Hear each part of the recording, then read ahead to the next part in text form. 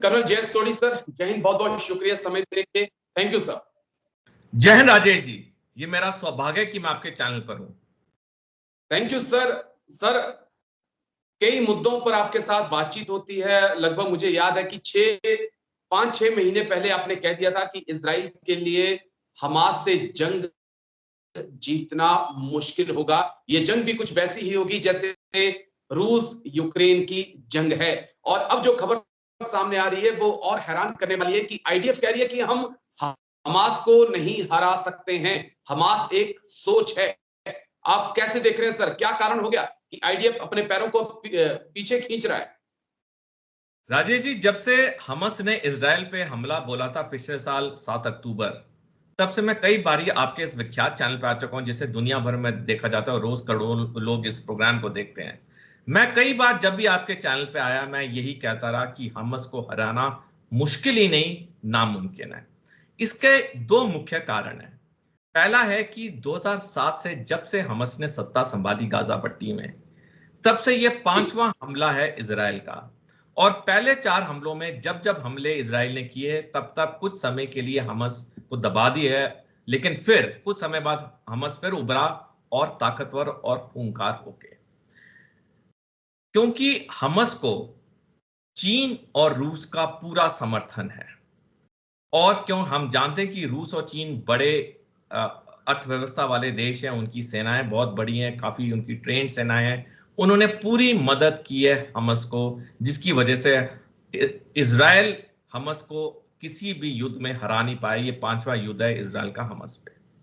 दूसरी चीज जो इजराइल की बहुत बड़ी गलती हुई 1973 में, जब योम किपुर वॉर हुआ और इजराइल ने कई अरब देशों को इकट्ठे हराया, तब इजराइल को एक आत्मविश्वास हो गया कि अब आने वाले समय में गाजा पट्टी से या फिलिस्तीन से या वेस्ट बैंक से कोई बड़ा हमला नहीं होगा। सिर्फ आतंकवादी या काउंटर इंसर्जेंसी ऑपरेशन, जो हम अपनी भारतीय सेना की भाषा में कहते हैं, सिर्फ सहयोग जैसी सिचुएशन होगी। बड़ा हमला, युद्ध जैसा हमला कभी नहीं होगा।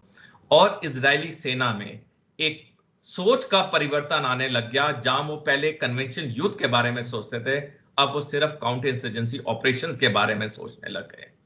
और कुछ साल पहले इजरायली सेना ने दूसरी बहुत भारी गलती की।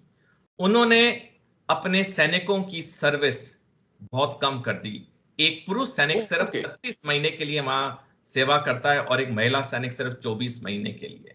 और ये जो दो भारी गलतियां इजरायली सेना ने की, पहली बात कन्वेंशनल युद्ध को नकार दिया गया, दूसरा अपने सैनिकों की सर्विस में भारी परिवर्तन लाए, ये इनको महंगी पड़ी। तो इसलिए मैं शुरू से कहता आया, हालांकि कई टीवी चैनल्स पे जब मैं ये कहता था तो बाकी कई डिफेंस एनालिस्ट मेरे पे हंसते थे, मेरा मजाक उड़ाते थे, लेकिन मेरे को पता था, क्योंकि मैं इतना रिसर्च कर रहा हूं इस टॉपिक पे और मैं कॉन्फिडेंट था कि जो मैं कह रहा हूं मैं बहुत पढ़ के, कई 100 किताबें पढ़ के मैं कह रहा हूं। इसलिए जो कल इजरायली डिफेंस फोर्सेस के स्पोक्समैन का, नेवी के रियर एडमिरल है, मैं नाम भूल रहा हूं अभी, जो उन्होंने बयान दिया, वो बयान वही है जो मैं 7 अक्टूबर से कहता आया हूं। तो एक आखिरी टिप्पणी करना चाहूंगा इस कथन से, इस इजरायली सेना की जो हार है या जो वो हमास को डिफीट नहीं कर पा रहा है, जो कल उनके आईडीएफ के स्पोक्समैन ने कही, इससे दुनिया की सारी सेनाओं को सबक और सीख लेना चाहिए। जी सर, 2 सवाल मेरे लिए अब बहुत अहम, जो मेरे लिए जानना जरूरी है। क्या ये अब नेतन्याहू की जंग बन चुकी है? क्योंकि नेतन्याहू कहें या इजराइल गवर्नमेंट की तरफ से बयान कल फिर सामने आया, आर्मी का, आईडीएफ के बयान के बाद उन्होंने कहा कि हमास की बात नहीं है, बात यहां पर हमास की मिलिट्री विंग को खत्म करने की है। तो क्या दो धड़ों में इस वक्त इजराइल बंटा हुआ देख रहे हैं आप? राजेश जी, नेतन्याहू जानते हैं कि जितना लंबा ये युद्ध चलेगा उतनी देर तक वो सत्ता में रह सकते हैं। जिस दिन ये युद्ध खत्म हुआ, सत्ता उनके हाथ से निकल जाएगी। हमने देखा कुछ दिन पहले उनके वॉर कैबिनेट के मंत्री बेनी गांट्स ने वॉर कैबिनेट से इस्तीफा दे दिया।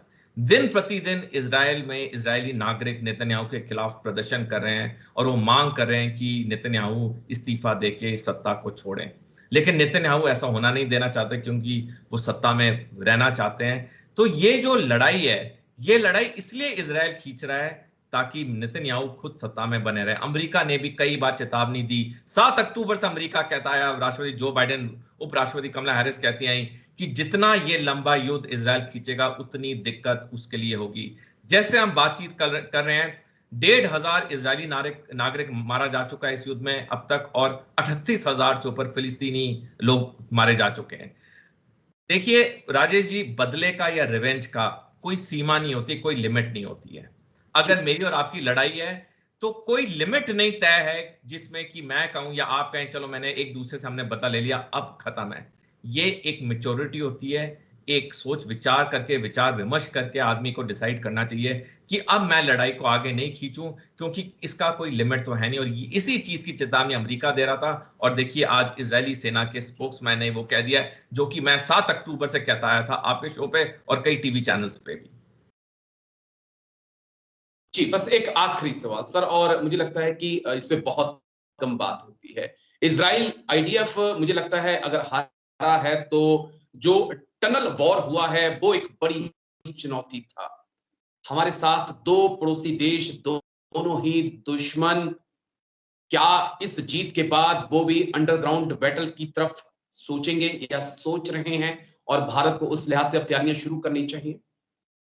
बिल्कुल राजेश जी, दुश्मन उतना सोच सकता है, वहां से सोच सकता है जहां पे आपकी सोच खत्म होती है। यानी कि जिसने आप पे हमला या आक्रमण करना है, उसके सोच का दायरा इतना है कि एक नॉर्मल आदमी कभी सोच ही नहीं सकता, क्योंकि उसने बदला लेना है, उसने कुछ चीज हासिल करनी है। और हमारे जो दो पड़ोसी मुल्क हैं हमारे दुश्मन है, और मैं साफ कहता हूं हमारे दुश्मन है, क्योंकि हमारे उन्होंने हजारों सैनिक नागरिकों को उन्होंने मारा है, तो मैं तो उन दोनों को दुश्मन देश कहता हूं।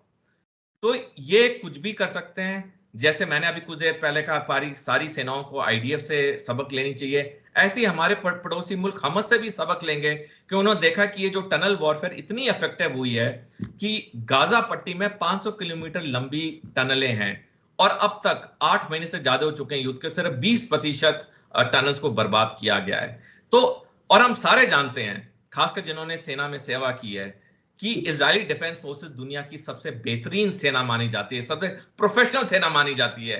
अगर किसी भी सैनिक को पूरी दुनिया में किसी सेना का उदाहरण देना हो, सबसे पहले इजरायली डिफेंस फोर्सेस का देता है। तो आप देखिए दुनिया की सबसे ताकतवर, सबसे शक्तिशाली सेना का क्या हाल हो चुका है। तो इसलिए जो सबक और सीख हम ले रहे हैं वो हमारे दुश्मन देश भी ले रहे हैं, और बहुत जरूरी हो जाता है कि हमें अपने दुश्मन देशों से 10 कदम आगे रहना होगा।